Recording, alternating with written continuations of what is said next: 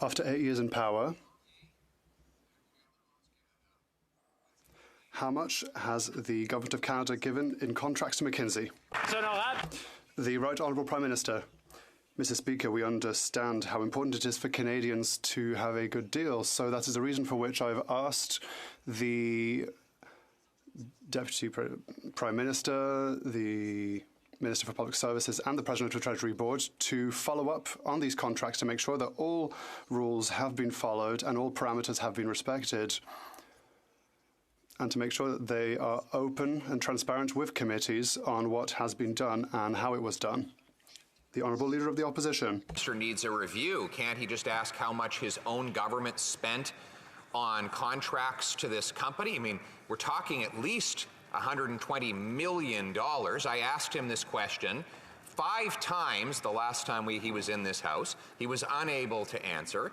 Perhaps the number is too high to count, but this is a company that's engulfed in scandals in France, that helped kill people in the United States and possibly in Canada through the opioid crisis, and helped foreign governments suppress their own people. Surely the Prime Minister would know how much he paid this company after 8 years.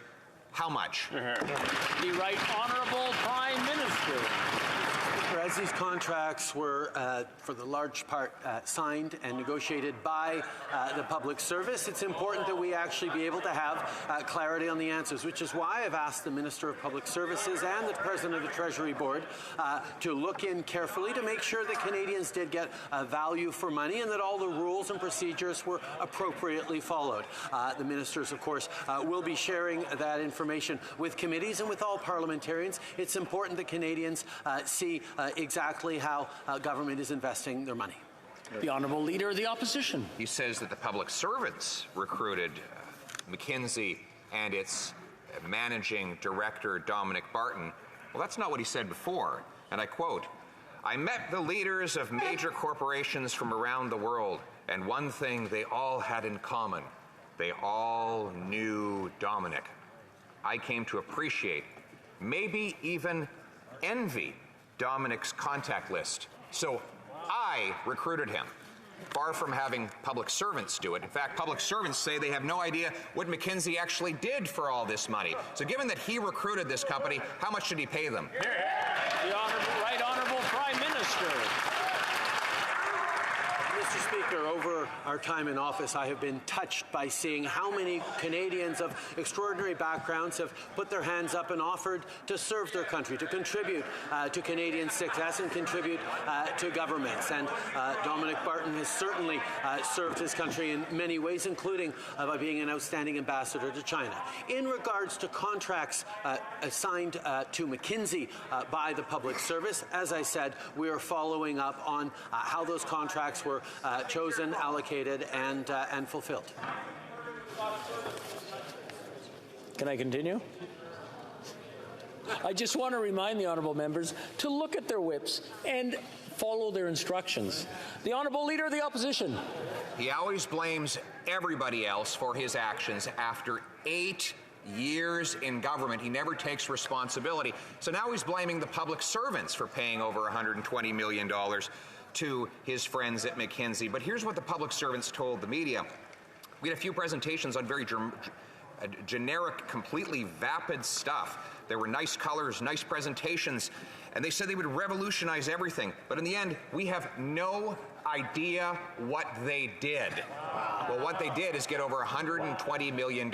We still don't know exactly how much. So what was the total, Mr. Prime Minister? The Right Honourable Prime Minister. Mr. Speaker, as I said, the ministers are appropriately looking into that to make sure all rules are followed. But, Mr. Speaker, as we move forward, we're focused on Canadians right now and the need to support Canadians who are going through a really difficult time, whether it's grocery prices, whether it's gas, whether it's paying their rents. That's why we've stepped up with direct supports for Canadians. We'll continue to. And we certainly hope that Conservatives, putting aside their opposition to more support for Canadians who are renting or more support so people can send their kids to the dentist, will step up and support on childcare, on disability, and on other investments that support Canadians. The Honourable Leader of the Opposition. Well, after 8 years in power, rents have doubled from $1,000 to $2,000. Monthly mortgage payments have doubled from $1,500 to well over $3,000. 1 in 5 Canadians are skipping meals, and half of Canadians are cutting groceries because of the food price inflation that his carbon tax has caused. And where's the money going? $15 billion for high-priced consultants like McKinsey. Now, when he hired McKinsey, he announced it was for $1 a year, up to at least $120 million a year. How do you explain that? Is it just inflation?